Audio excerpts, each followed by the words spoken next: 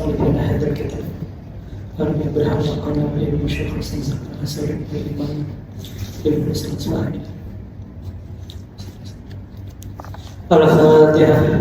أعوذ بالله من الشيطان الرجيم. بسم الله الرحمن الرحيم. الحمد لله رب العالمين الرحمن الرحيم مالك يوم الدين. إياك نعبد وإياك نستعين اهدنا الصراط المستقيم صراط الذين أنعمت عليهم غير المغضوب عليهم ولا الضالين. بسم الله الرحمن الرحيم. اللهم صل وسلم على سيدنا محمد الخاتم وسبق ناصر الحق بالحق والهادي إلى الصراط المستقيم وعلى آله وصحبه حق قدره ومقداره العظيم. اللهم أخرجنا من ظلمات الوهم وافتح لنا أبواب الرزق بأخلاق الحسنة والحكمة. رب اشرح لي صدري ويسر لي أمري واحلل عقدة من لساني يفقهوا قولي وسدد لساني واهد قلبي بحق النبي والنبي. Qala al-mu'allifuna rahimahumullahu ta'ala. Berkata Imam Ibrahim Al-Laqani sampai kepada perkataan beliau. Qala al-mu'allifuna rahimahumullahu ta'ala. Bayyin lana qawlahu ta'ala aqullahu anka lima adinta lahum hatta yatabayyana lakal ladina sadaqu wa ta'lamal kadhibin. Jelaskan kepada kami maksud daripada firman Allah Subhanahu wa ta'ala, dan Allah ta'ala telah memberi maaf kepadamu terhadap perkara engkau memberi izin kepada mereka kaum munafik, hingga jelas bagimu siapa yang benar-benar beriman dan siapa para pendusta di antara mereka. Kata beliau, innahu sallallahu alaihi wasallam munafikin, pemberian izin dari Nabi kepada orang-orang munafik itu bukan maksiat karena ada larangan sebelumnya. Kemudian Imam Qatadah ahli tafsir dari generasi tabi'in mengatakan Allah Subhanahu wa ta'ala memberikan, saya boleh menerjemahkan atabahulillah. Atabah itu artinya mengecam sebenarnya. Jadi bahasanya ataballahu kama tasma'un. Kalau diterjemahkan, Allah Ta'ala mengecam beliau sebagaimana yang kalian dengar. Kadang-kadang didengar terjemahannya itu. Jadi ulun sederhanakan jadi menegur, tapi tegurannya teguran keras. Karena teguran ringan sekalipun ketika dihadapkan pada orang terhormat akan dianggap sebagai teguran keras di situ. Nah, cuma mungkin terminta kita lagi memilih kata. Jadi Allah Subhanahu wa Ta'ala menegur beliau sebagaimana yang kita dengar di ayat Al-Quran, kemudian diturunkan di surat An-Nur, kemudian Allah Ta'ala memberi izin di dalam orang-orang yang diinginkan oleh Nabi SAW. Maka Allah Ta'ala berfirman, فَإِذَا اسْتَأْذَنُوكَ لِبَعْضِ شَأْنِهِمْ فَأْذَنْ لِمَنْ شِئْتَ مِنْهُمْ. Kalau di antara mereka ada yang minta izin, nah dalam urusan mereka, maka berilah izin kepada mereka. Maka Allah Ta'ala serahkan urusannya kepada pandangan Nabi SAW. Maka bagaimana mungkin hal ini dianggap izinnya itu bertentangan dengan perintah Allah Ta'ala, sementara tidak ada perintah maupun larangan dari ayat-ayat sebelumnya. Maka dalam hal ini ada izin, kelonggaran dan penyerahan dari Allah Ta'ala. Hanya saja izin tersebut fata bihi maslahatun, menghilangkan kemaslahatan, kesempatan mendapat kemaslahatan untuk memperjelas siapa para pendusta, wal ilmu bil kadhibin, dan pengetahuan tentang orang yang dusta sebagaimana di ayat. Dan ini adalah isyarah bahwasanya andai Nabi SAW kadang memberi izin kepada mereka, mereka akan tetap tidak mau berangkat perang karena pada dasarnya mereka adalah orang-orang munafik. Dan dalam urusan memberi izin pun tidak ada masalah di sini. Nah, pembahasan berikutnya tentang beberapa ayat yang secara zahir memposisikan baginda Nabi SAW keliru di dalam beristihad, kemudian ditegur oleh Allah Ta'ala. Nah, di antaranya adalah firman Allah Ta'ala surat At-Taubah ayat 43. Allah Subhanahu wa Ta'ala telah memaafkan bagimu wahai Muhammad dalam hal engkau memberi izin kepada mereka, hingga jelaslah siapa orang-orang yang benar beriman dan engkau mengetahui siapa para pendusta. Ini kisahnya kayak ini. Dalam peperangan Badar itu ada beberapa orang yang izin untuk kada ikut berperang bersama baginda Nabi SAW. Izinnya macam-macam. Ada izin kuitan kepada yang merawat, ada yang izin istrinya sakit, ada yang izin macam-macam izinnya. Maka siapapun yang datang ke Nabi Sallallahu Alaihi Wasallam minta izin, diberi oleh Nabi, diizinkan oleh Nabi. Nah, sementara seandainya Nabi kada memberi izin, mereka tetap kada bakal berangkat perang. Akhirnya kan jadi ketahuan siapa orang munafiknya di situ, ketahuan di situ orang munafik. Nah, tapi karena Nabi memberi izin, maka kada kelihatan siapa yang munafik karena sudah dapat izin dari Nabi. Artinya mereka kada berangkat perang itu bukan melanggar hukum, tapi sudah ada izin dari Nabi. Nah, ijtihad Nabi yang satu ini ditegur oleh Allah Subhanahu Wa Taala bahwa kada pas, seharusnya jangan diberi izin. Nah, pertanyaannya, apakah kekeliruan dalam ijtihad tersebut itu merupakan pelanggaran terhadap hukum Allah Taala? Kada. Karena izin dari Allah Taala untuk memberi izin kepada siapa yang menurut Nabi pantas itu ada di ayat lain. Di ayat lain ada. Di ayat lain Allah Taala berfirman, kalau mereka kaum muslimin itu minta izin kepada model urusan mereka, beri izin saja. Yang mana yang menurutmu berhak untuk diberi izin. Artinya kan ada nih izin mutlak, kewenangan diberikan oleh Allah Taala ada. Nah, cuman pas yang di bidang ini Allah Ta'ala menegur. Teguran Allah Ta'ala bukan karena itu maksiat, tapi karena ijtihadnya dianggap kada pas. Tapi ini berulang terus setiap membahas Nabi. Nabi itu ada yang kita kenal sebagai sosok yang kada pernah berucap kecuali daripada wahyu. Wa may yantiqu 'anil hawa in huwa illa wahyun yuha. Nabi itu kadang-kadang berucap dari dirinya sendiri, semuanya diwahyu. Artinya Nabi kada mungkin salah. Kita yakin Nabi dari sosok seperti itu. Tapi ada sudut pandang lain bagi orang masyarakat secara umum. Nabi itu kadang diposisikan juga sebagai sosok seperti manusia lain, yang mana manusia itu adalah tempatnya kesalahan dan tempatnya lupa. Sehingga ada beberapa istilah Nabi yang diposisikan seolah selevel Nabi saja ditegur oleh Allah Ta'ala, selevel Nabi saja ada hal-hal tertentu yang luput dari pengamatannya, apalagi kita manusia biasa. Nah, ini pandangan ahli syariat, pandangan ahli syariat. Jadi jangan dibenturkan apa aja menyalahkan Nabi ya, apa aja memandangkan Nabi istilahnya salah. Nah, itu ada di kitab usul fikih itu. Tapi memang pembahasannya fikih, lain tasawuf. Kalau pembahasannya tasawuf, jangan berani-berani mengatakan Nabi SAW ada keliru dalam perkara apapun. Jangan berani-berani mengatakan Nabi pernah lupa rakaat sholat atau sejenisnya. Nah, dalam hal ini Nabi diberi izin. Kemudian ada ijtihad Nabi yang kadang pas di sini ditegur oleh Allah Taala tapi dimaafkan. Nah, karena itu tadi. Akan jadi kadang kelihatan siapa orang-orang munafiknya. Dan Nabi memang ketika itu kadang membongkar hikmahnya banyak. Yang kira guru-guru itu kadang tahu kan siapa supirnya, siapa tukang gendangnya, siapa lagi anak buahnya yang cuma mengincar duit di situ. Tahu sini-sini itu. Yang akali guru itu tahu. Tapi Nabi adalah memberi contoh membuka aib. Tidak ada. Nabi kada ada mencontoh membongkar aib anak buahnya seorang juga.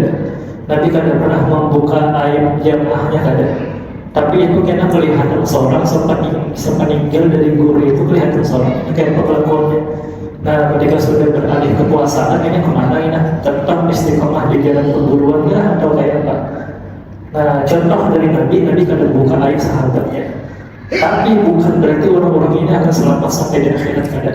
Siapapun yang mendekat ke guru-guru bukan murni karena ingin mencari ilmu dari Allah Ta'ala, itu dulu sudah ada di zaman Nabi. Orang-orang munafik seperti itu ada, dan itu kada bisa dihindari. Makanya Nabi katakan wajib Allah la yu'ayyidu hadzal din birwajibul ajr. Allah Ta'ala kadang memperkuat agama ini dengan orang-orang yang fasik. Orang-orang fasik itu ikut di ujung tombak kegiatan agama mereka hadir. Tinggal di situ dibedakan mana orang munafik mana yang kada. Kelihatan aja kalau sudah guru-guru itu sudah mulai jamaahnya berkurang ya anak buahnya. Nah, berbagi-bagi duitnya berkurang ya jamaahnya. Nah, itu kelihatan seperti dalam hal ini. Tapi Nabi memilih untuk kada membongkar. Itu pun oleh Allah Subhanahu Wa Taala. Nah, Allah Ta'ala berikan izin kepada Nabi dan maafkan atas istihad seperti itu. Kalau Umar itu Maimun ahli tafsir mengatakan ada dua perkara yang Nabi SAW ini ulun baca bahasa Arabnya supaya kada dikira belum bisa seorang ithnani fa'alahu Rasul sallallahu alaihi wasallam lam yumar bihi ma bisyai'in idrul munafiqin wa akhdhul hidat usra fa'atabahu kama tasma'un. Ada dua perkara kata beliau yang Nabi mengerjakan sementara perintah Allah Ta'ala kada turun di situ.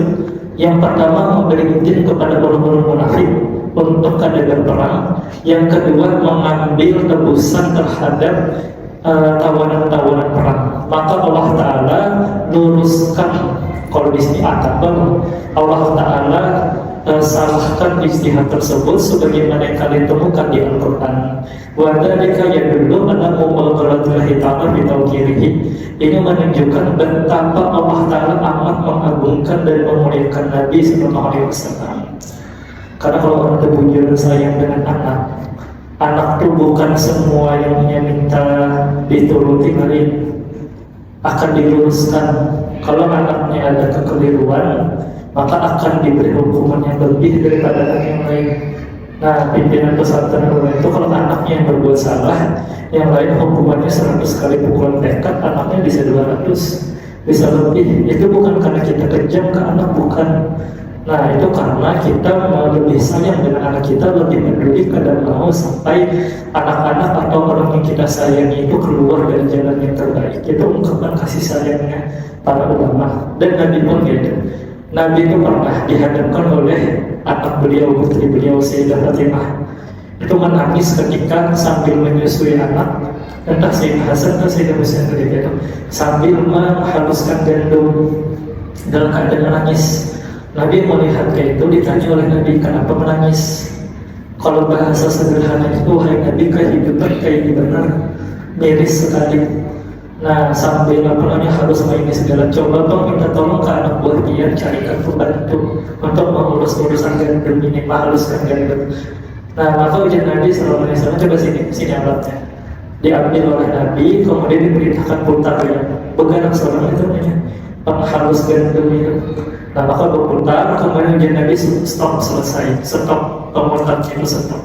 Tapi ngabar ke Nabi, wahai Nabi, kada sekali satu kampungan ini belum haruskan. Itu berbicara batunya gitu.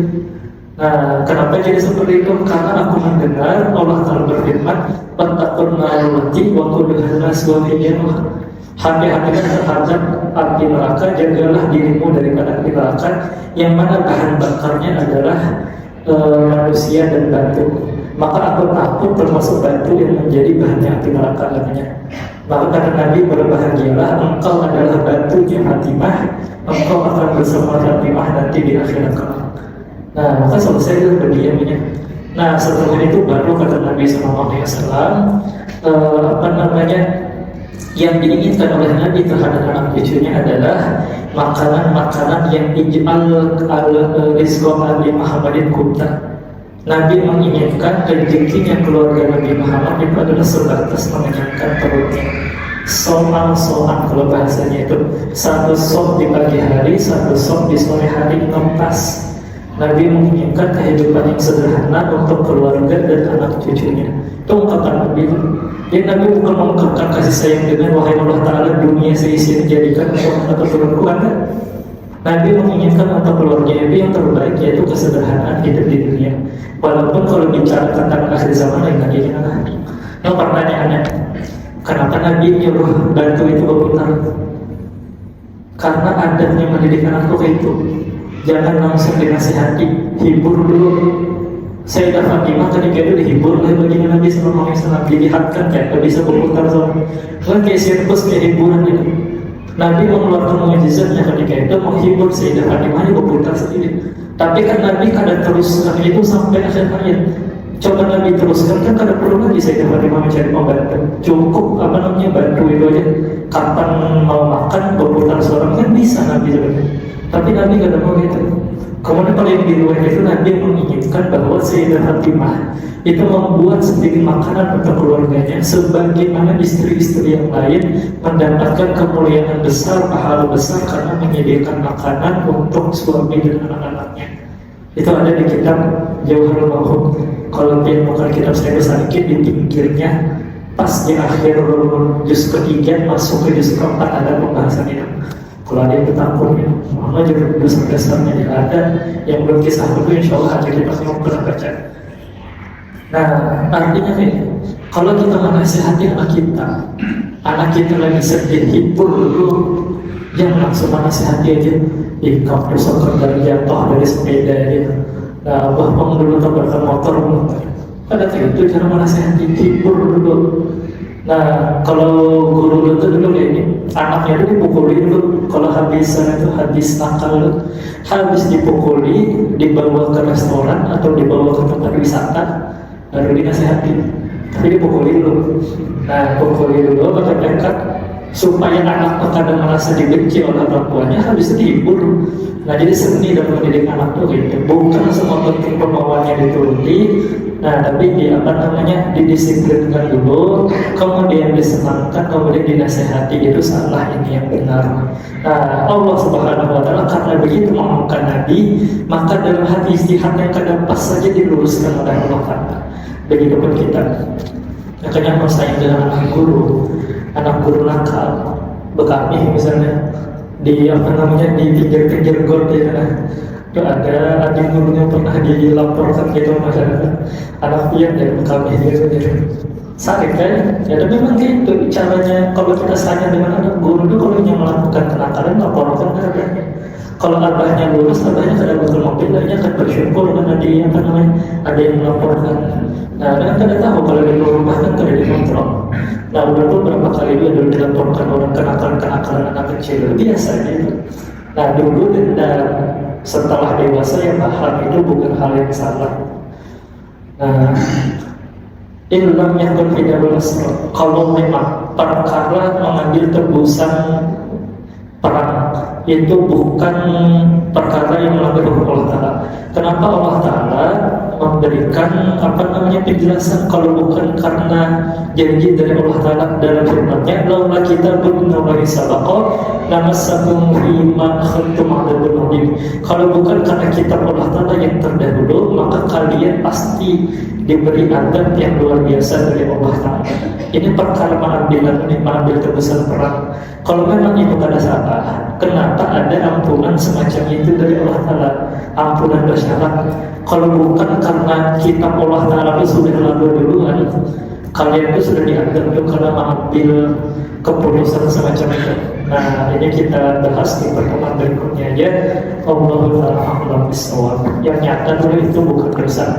Nah, cuman begitulah cara Allah Ta'ala meluruskan nabinya ketika Nabi diposisikan sebagai manusia. Nah, ada pun hakikat Nabi tetap kita yakin kada mungkin salah. Bahwa yang dikuatkan hawa itu kita wahyu yuhan. Nabi kada terucap dari dirinya, semuanya wahyu dari Allah Ta'ala. Qala Syekhul Islam Zakaria Al-Ansari, Imam Zakaria Al-Ansari mengatakan, wa man arafa nafsahu arafa rabbahu wa man arafa rabbahu jahila nafsahu. Siapa yang mengenal dirinya maka ia mengenal Tuhannya, dan siapa yang mengenal dirinya maka ia akan hilang pandangannya kepada dirinya. Fata'arrafu yata'allaqu bima'rifati nafsi wa ma'rifatun nafsi yata'allaqu bima'rifati rabbi. Maka pengenalan kepada Allah Ta'ala itu berkaitan dengan pengenalan kita kepada diri kita, dan pengenalan kita kepada diri kita berkaitan dengan pengenalan kita kepada Allah Ta'ala. Ma'rifatul Rabbi yata'allaqu bijahli nafsi, dan mengenal Allah Ta'ala itu berkaitan dengan ketidaktahuan kepada diri kita. Di pertemuan lalu membahas tentang dasar-dasar dari mengenal diri. Seminim-minimnya adalah mengenal apa saja kekurangan kita di dalam menjalankan syariat agama Allah Ta'ala. Jadi kita kurangnya di mana? Sembahyangnya kada lengkap, puasanya kada lengkap. Kadang orang ini, ya bujur aku jarang-jarang sholat ya, tapi masjid itu aku yang membangun ya. Nah, itu kan kadang mengenal diri namanya. Kadang mengenal bahwa itu kesalahan. Urusan membangun masjid satu hal, urusan meninggalkan sholat itu hal lain. Kadang membuat kita itu mulia karena cacat kita di sini, didudukan oleh di sini ada. Pertama kita kenal dulu di mana kekurangan kita. Itu kekurangan dosa, itu kekurangan hal lain yang berkaitan dengan adab. Nah, kita tahu bahwa kita ini berdendam, kita ini pemarah, kita ini apalagi pelit misalnya. Jangan mengelak, apalagi ingin anak sama-sama sepakat mengatakan dia itu pemarahan tuh dia. Nah, dua-duanya sama-sama sepakat mengatakan kita pemarahan, kita kadang merasa juga. Artinya kita kadang mengenali diri kita sendiri. Nah, maka pengenalan yang kata sahabat Nabi Khattab rahimahullah Quran basarahu bi nafsi. Allah Ta'ala merahmati orang yang memperlihatkan dirinya kepada kekuatan dirinya sendiri. Termasuk kayaknya berekam-rekamnya ini. Kenali diri masing-masing apa tujuannya? Menyebarkan rekaman suara penceramah atau apa? Memang dasar kita hendak menyiarkan juga seperti orang-orang, atau kita hendak eksis seperti orang-orang? Itu kan kita masing-masing yang mengenal, orang lain tidak tahu. Kita ketika mendengarkan maulid yang begitu khusyuk, kenali diri kita menikmati lagunya kah? Atau kita menikmati hadirat kebersamaan baginda Nabi SAW? Kedua hal yang berbeda. Kita mendengarkan Al-Quran, suaranya merdu, kemudian kita khusyuk. Kenali diri kita menikmati suara indahnya kah? Atau kita menikmati Al-Qurannya kah? Rasanya mayoritas kita itu menikmati suaranya kok. Karena begitu yang membaca itu kalau kita, kadang-kadang kita tersentuh apalagi menangis. Kalau kita yang suaranya setengah sombong, sama-sama baca Ar-Rahman. Yang satu Ar-Rahman yang membacakan, Ustaz mana yang suaranya nyaman. Yang satu lagi Ar-Rahman yang membacakan kalau kita. Sekali yang membaca Ustaz itu kita tertangis, sekali yang membaca kalau kita, ya itulah agak-agak mau dikit. Nah, itu kan artinya kita bukan menikmati Al-Quran, ya, kita menikmati suara indah dari orang-orang itu. Kenali diri kita, sedetail-detailnya kenali diri kita. Kalau kita sudah kenal dengan kekurangan diri kita, maka kekurangan itu dibersihkan, karena kekurangan itu hijab kita dari Allah Ta'ala. Nah, kemudian selain belajar itu, kenali lagi diri. Bahwa ibaratnya itu diri kita yang kadang punya apa-apa, kadang bisa melihat, kadang bisa mendengar, kadang punya ilmu, kadang punya kudrat, kadang punya roda. Kemudian ditutup dengan pakaian Allah Ta'ala, ditutup dengan sifat Allah Ta'ala, sehingga jadilah bisa melihat, jadilah bisa mendengar. Penglihatan Allah Ta'ala. Nah, casing dari kertas ini lah yang kita ini. Ini kita kadang punya apa-apa, kita kadang melihat, kadang mendengar. Ditutup oleh Nur Nabi SAW. Yang bisa melihat dia Nur Nabi, yang punya ilmu dia Nur Nabi, yang punya kemuliaan dia Nur Nabi. Kita ini bagian aibnya yang tidak punya apa.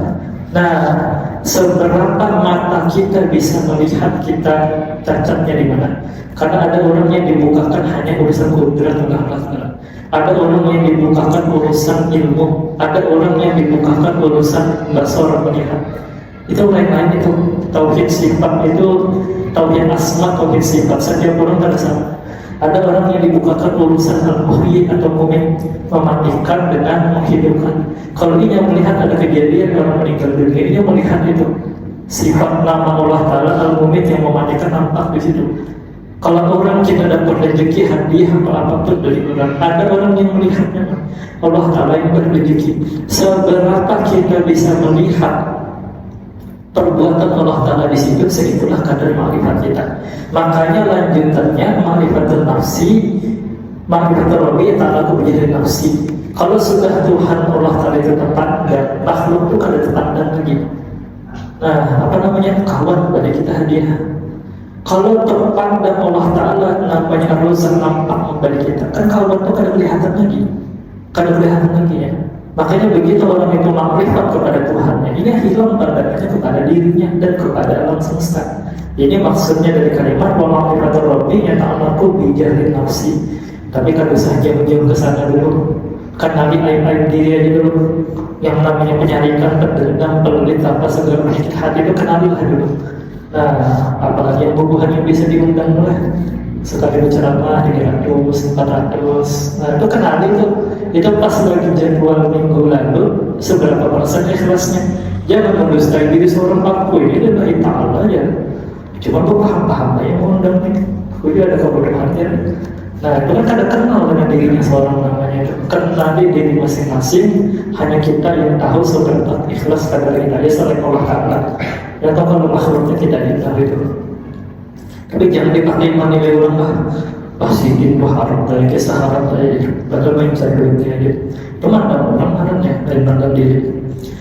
Fakir khabari a'rafukum binafsihi, a'rafukum birabbihi. Maka dalam khabar yang paling mengenal dirinya adalah orang yang paling mengenal Tuhannya.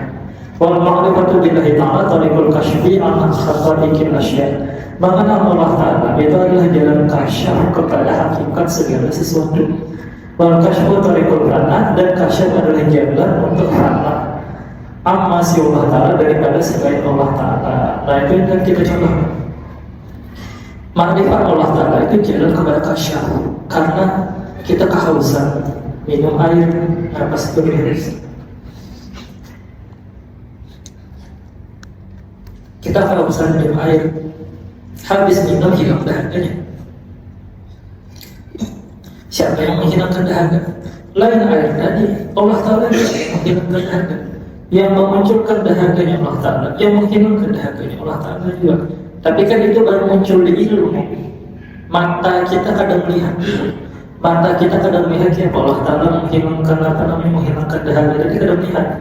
Nah maka kalau makrifat kepada Allah Ta'ala benar dilatih, ilmunya tahu, hati dibersihkan sehingga dilatih terus bahwa yang menghilangkan dahaga itu Allah Ta'ala, kudrat Allah Ta'ala. Maka Allah Ta'ala akan bukakan itu kayak Nur Nabi Sallallahu Alaihi Wasallam menghilangkan dahaga kita. Allah Ta'ala akan bukakan itu kayak Nur Nabi memutar kipas itu sehingga berputar. Itu langsung melihat Nur Nabi di sini. Cuma memang tidak bisa dijelaskan kayak apa kejadiannya. Nah, akan diperlihatkan, dan begitu orang itu kasyaf fana lahnya, baik fana di ruh, fana di Nur Nabi, ataupun fana di sifat Allah Ta'ala daripada selain Allah Ta'ala. Bi'an la tarawiyahu, dengan gambaran kita kadang lagi melihat selain Allah Ta'ala. Li'anna al-'abda idza 'alima annahu makhluq wa annahu la makhluqin hanin syahada bi basirati annahu hanin. Karena hamba kalau ingin tahu bahwa dirinya makhluk dan bahwa semua makhluk itu fana atau akan hancur, atau bukan akan hancur lagi sebenarnya, tapi memang dasar kedada, maka ini akan menyaksikan dengan mata dan mata hatinya bahwasanya ia pun fana, ia pun tidak ada. Nah, kalau memandang makhluk itu fana itu nyaman. Contohnya kayak itu, alam barzah ke hari kiamat berapa tahun jalan? Ratusan tahun lalu. Di hari kiamat menunggu di hadapan kemarahan Allah Ta'ala berapa tahun? Ratusan tahun, ribuan malah. Beberapa riwayat meriwayatkan 5.000 tahun dia baru menunggu ada inisiatif mencari Nabi Adam. Kemudian mencari Nabi Adam berapa tahun? 1.000 tahun. Mencari Nabi Nuh 1.000 tahun. Sampai ke baginda Nabi 5.000 tahun totalnya. Kemudian manusia satu-satu diabsen, diperlihatkan di hadapan semua manusia. Berapa jumlah manusia dari zaman Nabi Adam sampai sekarang? Itu satu-satu itu, bukan antriannya 100 kok kayak kita beli sembako, berapa barisnya itu ada. Ini satu-satu semuanya. Artinya berapa juta tahun kita di padang mahsyar. Tapi kalau kita tahu bahwasanya wujud segala padang mahsyar, waktu segala macam itu kada hakiki wujud, terlewati semua itu, hilangnya kada hakiki wujud. Makanya di satu riwayat Nabi mengatakan, akhirat bagi umatku itu seperti orang sembahyang 2 rakaat, kada kelihatan waktunya. Yang lain ribuan tahun melewati siratal mustaqim. Orang yang marifat kepada Allah Ta'ala kada melihat itu. Kadanya fana di dalam wujud Allah Subhanahu wa Ta'ala. Itu keuntungan orang yang fana ketika di dunia. Nah, cuma berhubung kita kepada baik, ya jadi doa kita itu mudahan sekadar sakaratul mautnya fana. Nah minimal di sakaratul mautnya dulu karena itu syukur-syukur diam sebelum itu. Itu keuntungan orang yang fana dibanding orang yang ahli ibadah. Orang yang fana keuntungannya kada melihat wujud makhluk, termasuk wujud waktu yang menjarak antara kita dan akhirat itu. Nah jadi terjemahnya bukan fana itu bukan fana dalam arti akan mati lain. Kalau hamba itu tahu ini makhluk dan ia ngerti bahwa makhluk itu kada hakiki wujud, bahwa itu fana, maka ini akan memandang dengan ruhnya bahwasanya dirinya dan segala semesta itu fana. Bahwa adalah fana, Allah Ta'ala fanakan. Kemudian fana di atas segala yang fana adalah kita tidak lagi melihat fananya kita. Wahada yusama bibaqo, ini yang dinamakan dengan baqo. Kalau sudah baqo, orang itu kalau sudah di makom baqo, makanya kelihatan seperti makhluk lain pada umumnya. Ini kan ada lagi yang berkhulafah hutan, kemudian beribadah khusus ada lagi. Ya seperti kelihatan kayak kita. Nah, malam-malam jaga ronda dulu ini. Nah, kita bermain yang kada haram tapi main catur lain juga main catur lain masyarakat biasa. Tapi ini bangkok dengan sifat Allah Ta'ala yang mana itu langka kejadiannya kayak gitu. Nah, kebanyakan awal-awal Allah Ta'ala bagi dunia fananya kada berkumpul lagi dengan makhluk. Ada beberapa yang dipilih oleh Allah Ta'ala bagi dunia fana naik ke makom-makom makanya berkumpul dengan makhluk. Al-Mufassir biru'yatika annallaha muhitun bikulli syai'in. Yang ditafsirkan dengan pandanganmu bahwasanya Allah Ta'ala meliputi segala sesuatu. Ini beda dengan wahdatul wujud lah. Wahdatul wujud dalam pandangan orang-orang. Wahdatul wujud itu kada salah kalau yang tahu ilmunya. Kalau yang tahu ilmunya ada salah. Kalau orang awam kan memandang ini bersatu dengan Tuhan, itu salah total itu. Dalam hal wahdatul wujud dirinya hilang. Dirinya memang keadaan yang ada itu Nur Nabi Sallallahu Alaihi Wasallam. Lalu pakai jalan Nur Nabi ya. Kalau pakai jalan dari Allah Ta'ala mengaku Tuhannya. Kalau mengaku Nur Nabi itu masih mending lah, masih mengaku makhluk. Kalau mengaku Tuhan ini yang repotnya. Walau fa'adu yakunu ilman suma'ainan suma'akun. Fa'na itu dimulai dari ilmu, kemudian pandangan roh, kemudian hakikat. Contohnya ini botol lalu pegangnya. Sembunyikan ke bawah meja. Melihatlah ada botol di bawah meja. Kadang lihat tertutup terhijau dari meja ini. Nah, tapi kan tahu melihat tadi ada melihat di sini. Di bawah sini ada meja. Atau dikisahkan orang dari mana tadi? Oh dari sana lah, dari langgar di sana. Nah, ada siapa di situ? Ada guru yang datang di sana. Melihatlah gurunya datang. Kadang lihat. Tapi ilmunya dapat sampai ke kita bahwa di sana ada guru datang di langgar sana sekalipun kita akan melihat. Ini namanya ilmu. Boleh berkisah. Kita dibanding martabat di atas kita dibanding roh kita. Itu kayak apa namanya? Ibarat tadi lah hakikatnya ada gini. Ini apa namanya ini bayang-bayang. Ini roh kita. Jasad kita tadi bayang-bayang ini. Roh kita aslinya. Kemudian roh kita dibanding Nur Nabi. Ini Nur Nabi, roh kita itu bayang-bayangnya gitu. Begitu ini dicampur oleh Allah Ta'ala, hilang juga martabat di bawahnya. Nah makanya yang wujud hanya Nur Nabi aja ketika itu. Tapi kan kita kadang melihat. Kita kadang melihat kejadiannya. Allah Ta'ala memberi kita rezeki, mana kita melihat. Allah Ta'ala mengenyangkan kita, menghilangkan seluruh lapar dan haus dari kita, mana kita melihat. Allah Ta'ala memutar kipas ini dengan kudratnya, mana kita melihat. Ilmu kita tahu. Ilmu tahu tapi mata kadang melihat, roh kadang melihat. Nah ini namanya pandangan ilmu. Makanya Abah Guru ditanya oleh Abah Sidin, di mana kenyataan wujud Allah Ta'ala. Maka ujar Abah Guru dirasa. Jarnya Abah Sidin, Guru berwujud amat terkadang kode ilmu. Allah Ta'ala itu wujud di ilmu. Ada pun Abah Guru menjadi rasa. Maka rasa itu sebenarnya lebih tinggi dalam hal itu. Tapi di mana kita berduduk, di mana kita diberi oleh Allah Ta'ala. Nah kalau makom kita adalah makom berilmu aja, dia lebih baik itu. Nomor yang sudah tahu ilmunya, yang penting kada putus ingatannya. Ada lagi makomnya rasanya benar-benar merasakan. Tapi ini belum sampai makom ayunan yaitu memandang. Nah, kalau sudah makom ayunan memandang, ini memandang dengan Nur Nabi Sallallahu Alaihi Wasallam, roh memandang dengan Nur Nabi. Adapun kita jasad mengetahui dengan roh kita. Makanya katanya kayaknya ada tukang lain, Abdullah bin Abu Bakar Idrus itu di kitab Jibril Ahmad, wal qalbu mahal ma'rifah, wal ruhu mahal mahabbah, was sirru mahal musyahadah. Ilmu ma'rifah itu adanya di hati atau di qalbu. Kemudian cinta mahabbah kepada Nur Nabi itu ada makamnya di makam roh atau makam Nur Nabi. Kemudian hakikat itu ada makam di sir rahasia Allah Ta'ala. Maka langkah yang pertama adalah pada ilmu. Kemudian yang kedua pada ainan memandang langsung dengan roh memandang dengan Nur Nabi. Summa haqqan, kemudian pandangan hakikat. Dan al-fana salah satu aksamin, karena yang namanya fana itu ada 3 pembagian. Pertama fana fil af'al, fana di dalam af'al Allah Ta'ala. Kaqaulihim la ilaha illallah, seperti perkataan mereka ulama ahli ma'rifat, tidak ada yang berbuat di alam semesta ini kecuali Allah Ta'ala.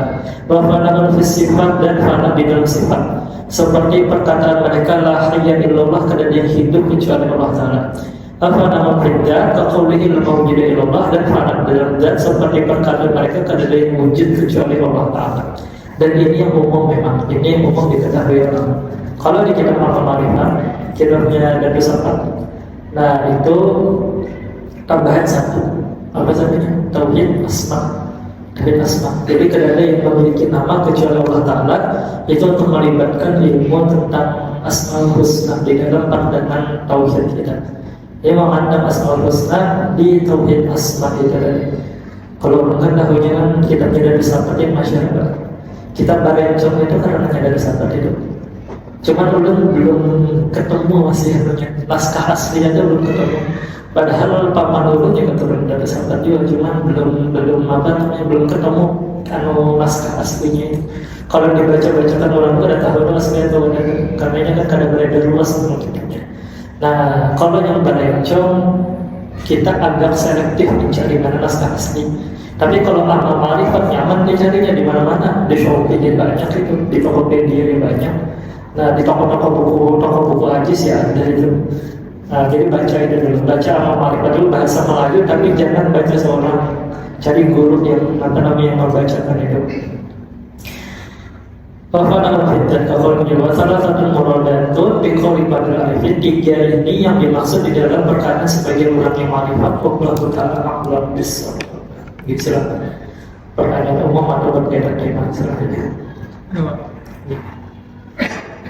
Pertanyaan saya mungkin di luar tema, tapi untuk sepengetahuan saya bahwa orang soleh itu tidak hanya mengerjakan sholat, tetapi luas setiap perbuatan yang baik itu dikatakan orang soleh. Setiap perbuatan yang baik.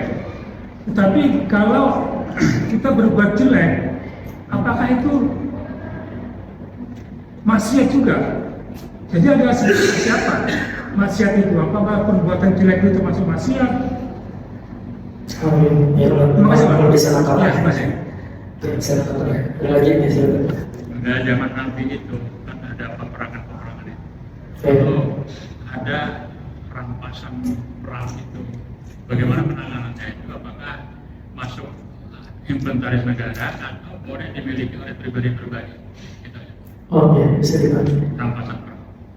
Dua ini aja kita bahas. Yang pertama soal pengertian baik dan yang buruk.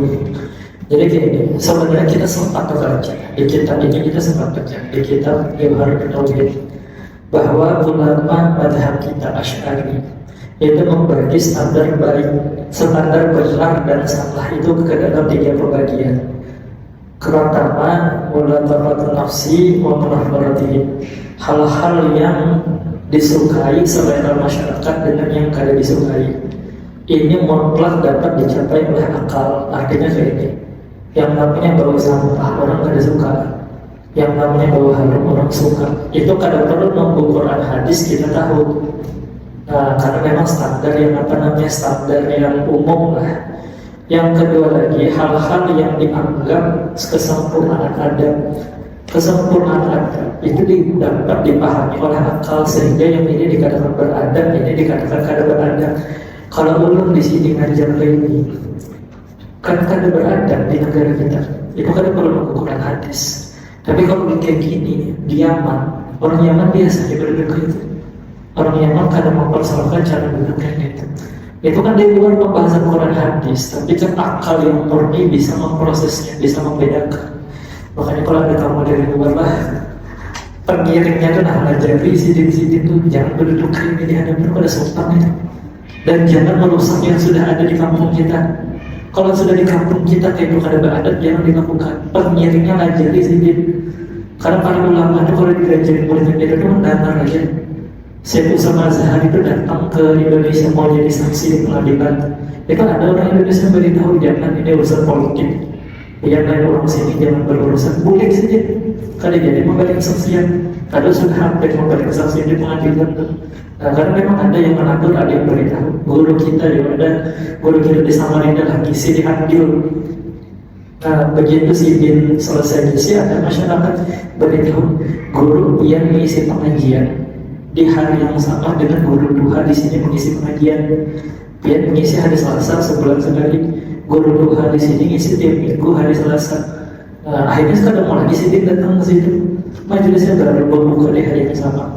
Ya kalau guru-guru belajar itu adalah apa namanya senang Sidin ada yang memberitahu.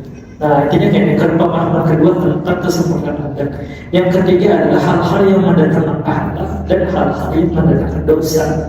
Maka ulama Asy'ari mengatakan ini kada bisa dicapai dengan akal. Ulama Maturidi mengatakan ini bisa dicapai dengan akal, tapi akal kada berfungsi menentukannya. Artinya manusia itu punya naluri, ini haram, ini halal, harusnya ini haram, harusnya ini halal. Tapi ini kada bisa dipakai sebagai pijakan hukum. Yang bisa dipakai sebagai pijakan hukum harus berdasarkan Quran hadis. Oke, mau balik contoh. Coba tebak kira-kira hukumnya ya, Pak. Dia berdiri di situ, posisinya apa? Bisa nyender. Nah, bisa nyender dekat ya dengan, dan dekatlah dengan sejamnya itu pas lah. Kemudian dia tinggal ke kamar mandi. Tinggal ke kamar mandi, ada yang menduduki tempat dia. Pertanyaan haram kan menduduki tempat dia. Akal kita bisa dimengerti itu lebih bagus. Itu bukan tindakan yang pantas. Secara hukum syariat pernah baca kitab. Ada kitab yang membahas. Di kitab ada itu dibahas kitab apa? Karena hablum min muslim tahir itu yang paham. Kitab fikih yang pertama aku membacakan di masjid sini itu yang pernah dibacakan oleh Bagus Kumpul. Itulah pokoknya. Pengarangnya hablum min muslim tahir. Ada kalau orang sudah duduk di satu tempat, kemudian ingin beranjak ke kamar mandi dan ada niatan pulang, maka kada boleh ada orang yang mengambil tempat duduknya. Dia lebih berhak di tempat duduk itu. Akal kita kan bisa kalau mengetahui itu, tapi kita kan bisa sendiri. Oh, ini perbuatan soleh, ini perbuatan maksiat, kada bisa.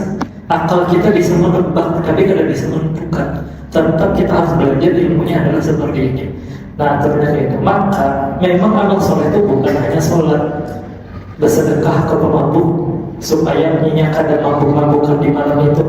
Biasanya tiap malam mabuk, kemudian kita bawai nonton bola di rumah kita, ada kambing guling di situ, lawan galah pikir aja. Nah, akhirnya malam itu kada mabuk-mabukan, berpahala lah. Insya Allah berpahala. Mana kitabnya?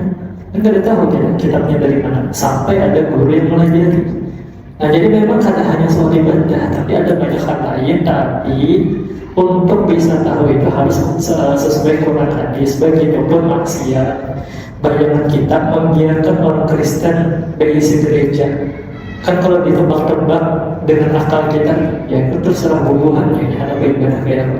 Tapi Nabi memerintahkan bahwa kada boleh ada gereja dibangun di tanahnya orang Islam, di daerah kekuasaan orang Islam. Maka sekalipun akal kita mengizinkan mereka membangun gereja karena ibadah urusan masing-masing, tapi karena Nabi perintahkan kalau boleh ada gereja dibangun di wilayahnya orang Islam, maka kita abaikan akal kita itu haram hukumnya. Nah, ya kan itu kalau bersama hukum. Pembahasan kapan aku lagi bahas kaidah tanya sampai itu tadi. Nah, kemudian orang akan dianggap fasik ketika ini berulang-ulang melakukan sebuah kemaksiatan. Tapi kalau sesekali aja kan ya. Nah, pas di satu malam tahun baru lagi berjalanan, kemudian banyak pemandangan bagus, lalu ikut melihat nonton pemandangan bagus. Ya sesekali dia itu kadang mau orang itu asik. Tapi kalau dosa besar langsung dia itu asik, minum, zina, dan yang lainnya. Kemudian yang kedua soal penanganan harta rampasan perang. Harta rampasan perang kalau di syariat Nabi terdahulu itu hukumnya dikumpulkan semuanya di ruang terbuka. Kemudian Nabi memohon doa begini, itu wahai Allah Ta'ala, ini rampasan perang kami. Andai diterima, ada api yang menyambar dari langit, kemudian terbakar habis itu harta. Orang zaman dulu itu diperlihatkan mukjizat yaitu karena beriman jiwa masih. Nah, bandingkan dengan umat Nabi, yang dikisahkan khurafat aja percaya kan? Dikisahkan rantai emas turun dari langit aja percaya aja, jangan ngangguk aja. Orang zaman dahulu ini puncak diperlihatkan seperti itu. Tapi kalau umat Nabi Sallallahu Alaihi Wasallam itu aturannya harta rampasan perang itu dikumpulkan ke panglima perang ketika itu, dijadikan satu. Artinya sekalipun ini yang membunuh, kemudian ada harta rampasannya, ambil hartanya, kantongnya dulu gitu. Karena kan ada mungkin masuk setoran ya. Kalau setoran dulu kan kepada bagai cabang, kantongnya dulu. Kemudian serahkan ke koordinator akan mencatat bahwa ini harta dari sini, ini harta dari sini, ini yang merampas. Nah nanti panglima akan membagikan sesuai dengan kebijaksanaannya. Siapa aja yang dapat, kadang masuk ke kas negara, ini yang masuk kepada peserta yang hadir ketika itu. Siapa yang dapat 1/5 untuk keluarga Nabi dari Bani Hashim maupun Bani Muthalib. Jadi keluarga Nabi kalau ada yang tercatat, makanya dapat hak dari situ. Kemudian 4/5-nya dibagi kepada yang ikut perang. Biasanya mayoritas diberikan kepada yang merampas. Jadi kalau tadi ini siapa yang nyetor ini emas ada 1 kilo nih, siapa yang nyetor si ini, oh berarti dapat 1/2 kilo dari situ. 1/2 kilonya digabung dilebur kepada yang lain. Nah itu sesuai dengan kebijakannya. Tapi dibagikan kepada siapa yang ikut berperang. Jadi kalau masuk ke kas negara dan pengelolanya itu harta paling halal yang bisa kita dapatkan.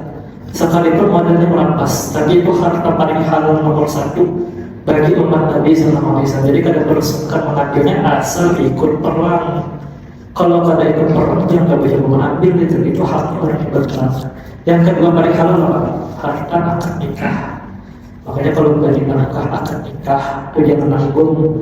Tahan sampai miliar keluarkan itu jadi harta tanpa berkah 1 miliar.